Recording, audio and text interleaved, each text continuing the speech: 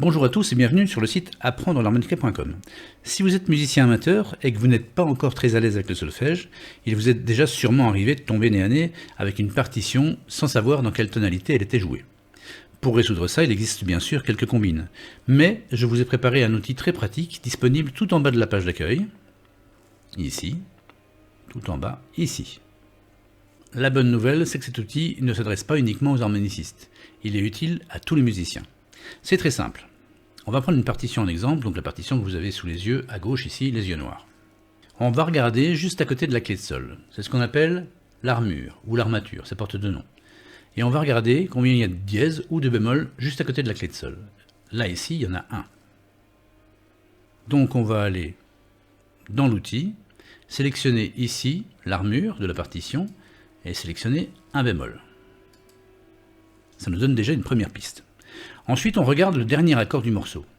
Ici, c'est un Ré mineur. On le sélectionne à son tour, ici. Dernier accord du morceau, Ré, et sa nature, mineur. Et en dessous, la solution apparaît.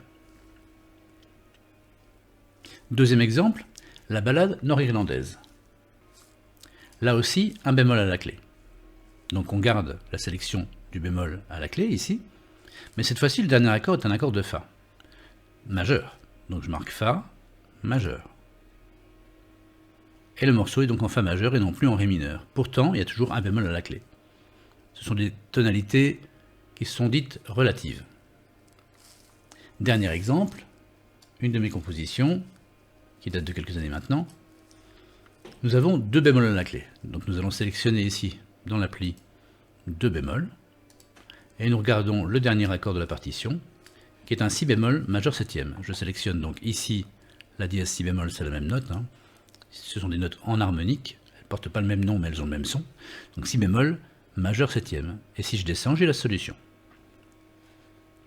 Voilà donc un outil sympa et rapide, pensé pour tous ceux qui ne maîtrisent pas encore bien le solfège.